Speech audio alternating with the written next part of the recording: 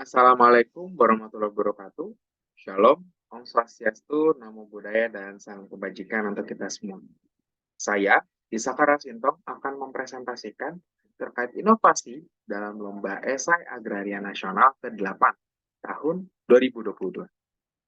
Seperti yang kita ketahui, Indonesia merupakan rumah bagi sekitar 273 juta penduduk. Dan Indonesia juga dianugerahi oleh berbagai kekayaan alam yang luar biasa, yang tentunya dapat dimanfaatkan untuk sebesar-besarnya kesejahteraan masyarakat. Dan tentunya ini juga sejalan dengan salah satu program pemerintah yang bernama Program Strategis Nasional, karena bertujuan untuk meningkatkan pertumbuhan serta pemerataan pembangunan yang tentunya tujuannya untuk meningkatkan kesejahteraan masyarakat. Salah satu yang menjadi motor penggerak dalam program strategis nasional adalah Kementerian Agraria dan Tata Ruang Badan Pertanahan Nasional atau ATR BPN. Salah satu programnya yang mungkin kita kenal adalah pendaftaran tanah sistematis lengkap atau PTSL. Berdasarkan data yang ada dari program ini, di tahun 2022 terdapat sekitar 95 juta tanah yang telah terdaftar. Dan jumlah ini masih cukup jauh dibandingkan target yang telah ditetapkan, yaitu sebesar 126 juta. Dan tentunya melalui program ini juga terdapat beberapa evaluasi dari masyarakat, karena masyarakat merasa bahwa layanan pertanahan dan tata ruang masih terbilang kompleks dan rumit untuk dipahami, sehingga dibutuhkannya sebuah sistem layanan yang efektif dan efisien, serta pelayanan publik yang maksimal yang dapat diberikan oleh Kementerian ATR BPN.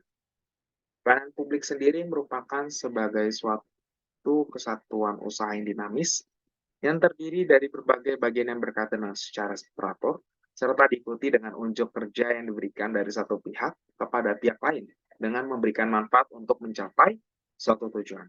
Lalu, bagaimana dengan Kementerian ATR BPN? Berdasarkan data dari Balitbank Kementerian ATR BPN tahun 2018, pelayanan publik pada Kementerian ATR BPN dinilai masih rendah karena masih terdapat berbagai keluhan dan pengaduan masyarakat, baik yang disampaikan secara langsung maupun tidak langsung. Selain itu, dengan perkembangan teknologi yang sangat pesat saat ini, tentunya ATR BPN harus mengimplementasikan teknologi sistem informasi, dan hal ini sudah dilakukan melalui berbagai kegiatan seperti implementasi pada komputerisasi kantor pertanahan atau KKP, atau biasa juga disebut sebagai Land Office Computerization atau LOC, pembuatan Grand Design TIK BPN RI, sebagai bentuk upaya pengembangan teknologi informasi dalam mendukung rencana strategis BPN RI.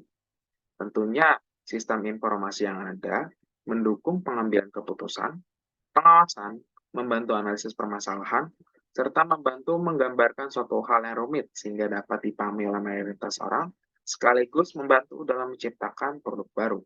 Dan hal ini tentunya sejalan dengan Peraturan Pemerintah Nomor 24 Tahun 1997 yang menyatakan bahwa sistem bisnis layanan haruslah sederhana, di mana mudah dipahami oleh pihak-pihak terkait, terutama oleh masyarakat umum, kemudian aman, yaitu layanan yang dilakukan berdasarkan prinsip cermat dan juga teliti, serta dapat menjamin keamanan.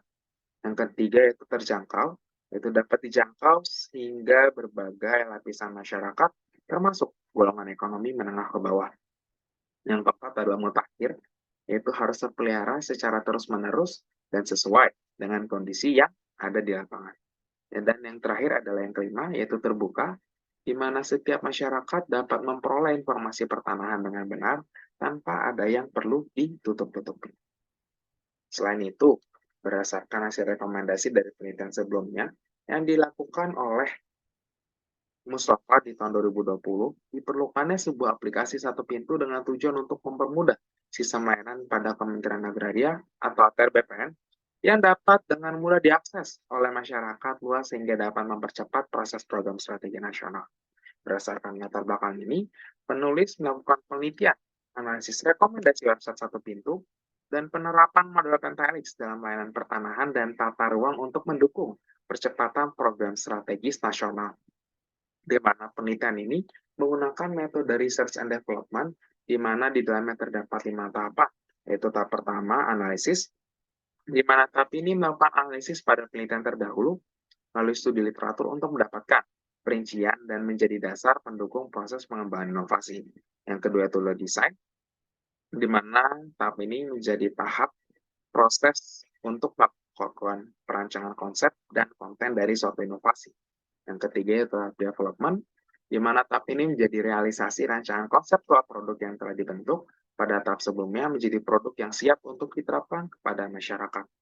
Yang keempat, tahap evaluasi, di mana tahap ini produk sudah diterapkan ke masyarakat dengan tujuan untuk mendapatkan umpan balik yang akan dijadikan sebagai bahan evaluasi untuk perbaikan pada produk yang telah dibuat. Dan tahap yang terakhir, yaitu implementation atau implementasi, menjadi proses di mana umpan balik yang telah diberikan oleh masyarakat dijadikan sebagai evaluasi yang harus dipenuhi, sehingga produk yang diberikan kepada masyarakat dapat tepat sasaran dan sesuai dengan kebermanfaatan. Dan tentunya website satu pintu ini memiliki beberapa fitur, yaitu sebelumnya sistem layanan satu pintu dapat menjadi rekomendasi dari penulis yang dapat dijadikan sebagai suatu terobosan dalam pelayanan yang lebih efektif dan efisien, sehingga dapat mengurangi keluhan masyarakat terkait dengan proses yang terlalu rumit dan waktu yang terlalu lama. Selanjutnya, terdapat beberapa fitur dalam website satu pintu ini.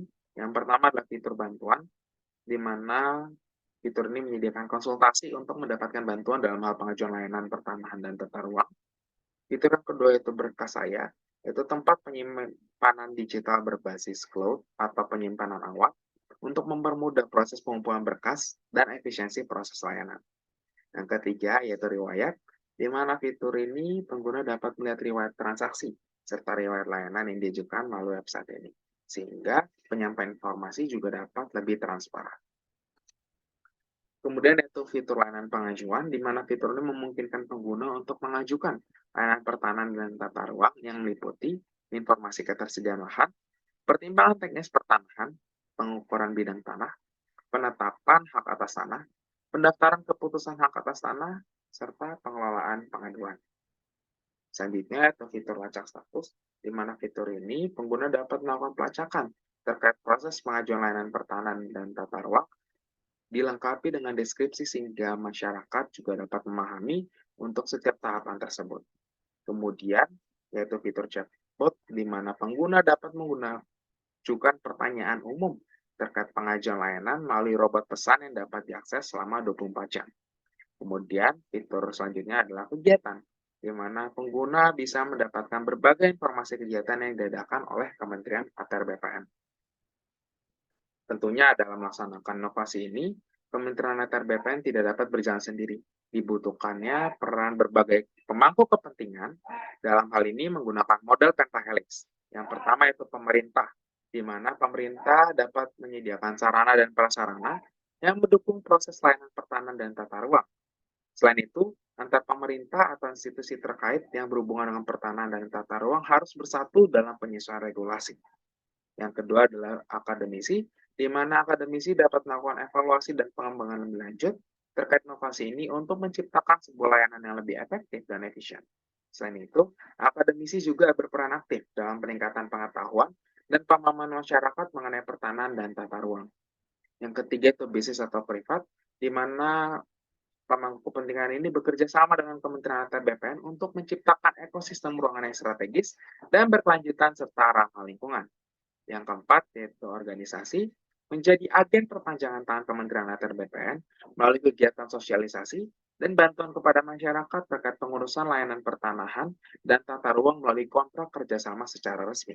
Dan yang terakhir, yaitu pemangku kepentingan media, di mana pemangku kepentingan ini menyebarkan informasi positif yang membangun dan mengedukasi masyarakat untuk meningkatkan kesadaran masyarakat akan pentingnya memahami tentang pertanahan dan tata ruang. Sekian dari saya, terima kasih.